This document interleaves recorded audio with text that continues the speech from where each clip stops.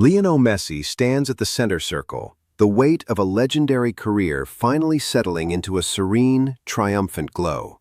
At 38 years old, he has just equaled Miroslav Klose's all-time record of 16 World Cup goals. The scoreboard reads, Argentina 3, Algeria 0. It is the perfect narrative for a tournament opening week. The greatest player of all time, delivering one final masterpiece in his twilight years. It is exactly what the broadcasters wanted. It is exactly what the sponsors paid for. But while the world celebrated a fairy tale, a very different document was being drafted in the shadows of the stadium. 3 days later, a formal letter arrived at FIFA's headquarters in Zurich. This was not a social media post. It was not a heated press conference. It was an official institutional revolt. The Algerian Football Federation submitted a detailed, evidence-backed complaint naming specific incidents, specific officials, and specific failures of the laws of the game. They aren't just complaining about a loss. They are alleging a systemic failure of justice. Why has a routine 3-0 defeat turned into the most serious institutional dispute of the tournament? To understand that, we have to look past the goals and into the mechanics of power. The story of this match is usually told through Messi's hat-trick, but for Algeria, the story began and ended in the first half. The complaint submitted to FIFA centers on 2 specific moments that they believe fundamentally altered the integrity of the competition. The first incident occurred in the 32nd minute. Lionel Messi, chasing a loose ball, made direct, forceful contact with the Algerian defender Issa Mandi. Replays showed Messi's studs raking down from Mandi's knee to his ankle. It was a challenge that left Mandi crumpled on the turf, requiring immediate medical attention. Referee Simon Marciniak blew for the foul. He saw the contact. He acknowledged the illegality of the move. But then, something strange happened. Or rather, nothing happened. No card was shown, no yellow, certainly no red. More importantly, the VAR team in the review center remained silent. They checked the footage, analyzed the angles, and decided there was no clear and obvious error. The match simply continued. The Algerian Federation's position is clinical and devastating. Under Law 12 of the FIFA statutes, serious foul play is defined as a tackle or challenge that endangers the safety of an opponent or uses excessive force or brutality. By the letter of the law, a stud-led challenge down the leg is a red card offense. In any other match involving any other player, the Algerian camp argues the outcome would have been a dismissal.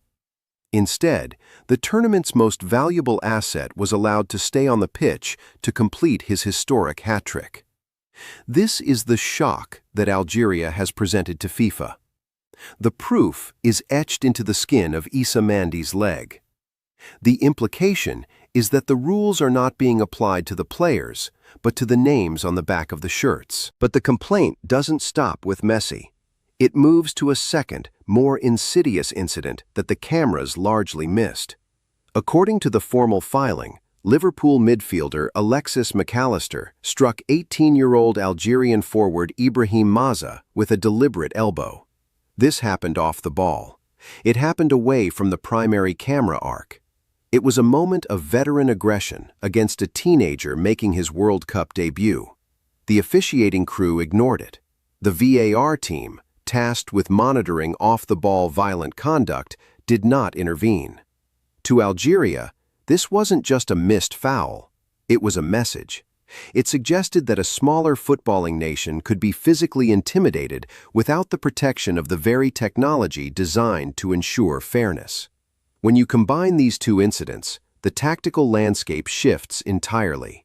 Had the rules been applied as written, Argentina could have been playing with 10 men for over an hour. The 3-0 scoreline, in this context, isn't a reflection of footballing superiority. It is a reflection of a shielded environment where the giants are protected from the consequences of their own actions. This institutional anger did not emerge from a vacuum.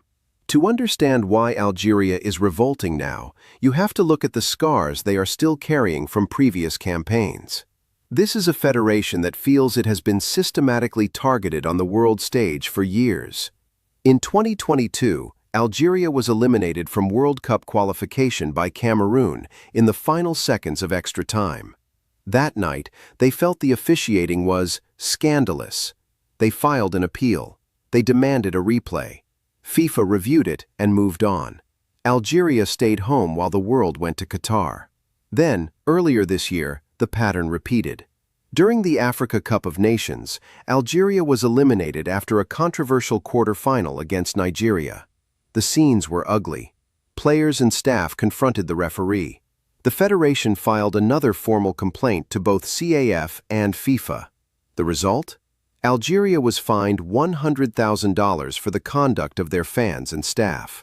Their appeal against those fines is still active today. This is the history of a nation that feels it is shouting into a void.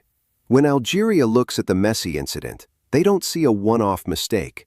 They see a recurring nightmare. They see a system where the big teams and the big brands are given the benefit of the doubt, while the small teams are expected to accept their fate with dignity. The consistency of Algeria's protests suggests an organization that no longer believes in the neutrality of the governing body. They are using the only tool they have left, the formal complaint. They are putting their grievances into the official record, forcing FIFA to either justify the silence of the VAR room or admit that a mistake was made. It is a desperate attempt to force transparency onto a system that thrives on opacity. But Algeria isn't the only one noticing the cracks in the foundation. This World Cup's opening week has been defined by a series of VAR failures that have left pundits and fans bewildered. Before the Argentina match, there was the Switzerland versus Qatar controversy. A penalty was awarded after an offside review, yet the decisive visual evidence was never broadcast to the public. Legends of the game, like Gary Neville and Ian Wright, were vocal in their condemnation. Neville stated plainly that the call looked wrong and that FIFA owed the world an explanation. Wright called the lack of transparency scandalous. The technology that was promised to end all arguments has instead become a black box where decisions are made without accountability. This wasn't a series of isolated mistakes. It was exactly how the system was designed to work. By centralizing the decision-making process in a remote review center, FIFA has removed the human element of the referee on the pitch and replaced it with a corporate layer of narrative management. When Nathan Onuoha, a respected former professional, watched the Messi replay, he didn't see a subjective call. He saw a red card. He noted that the decision fed into a broader, uncomfortable truth. The game's biggest stars are treated differently. Thierry Henry, one of the most decorated players in history, acknowledged the growing belief that the rules change when the person breaking them is the face of the tournament. If the most famous player in the world is sent off in the first week of his farewell tour, the commercial value of the tournament takes a hit. The fairness of the game is suddenly in direct competition with the marketability of the event. This brings us to the financial reality of modern football. FIFA is not just a sports governing body, it is a multi-billion-dollar commercial entity. The broadcast rights for this World Cup were sold on the back of storylines like Messi's final quest for glory. The sponsors, the brands plastered across every stadium hoarding, want to see the legends on the pitch, not in the stands serving a 3-match suspension. When a referee like Marciniak stands over a player like Messi, he isn't just officiating a game, he is managing a global asset. The pressure to keep the stars on the field is immense, even if it remains unspoken. This is the small nation tax. Algeria pays it in the form of ignored fouls and unpunished elbows. Argentina collects the dividend in the form of a clean sheet and a historic record. The psychological impact on the players is perhaps the most devastating part of this story. Consider Ibrahim Maza. He is 18 years old. He has spent his entire childhood dreaming of this moment. He steps onto the pitch against the reigning champions, and within minutes, he is struck by a veteran player in a moment of off-the-ball aggression. He looks to the officials for protection.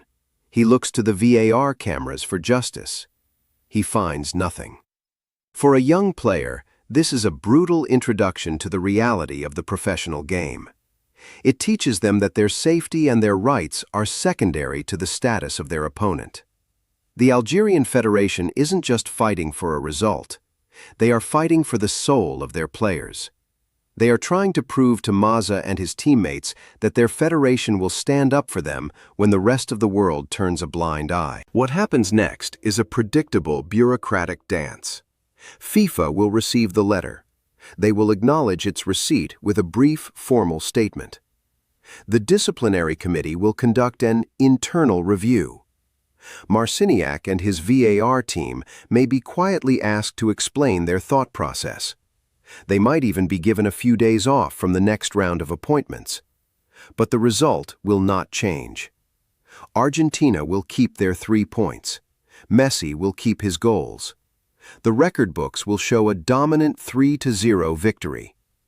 In the history of FIFA, there are almost no precedents for a match result being overturned due to officiating errors, no matter how egregious they may be.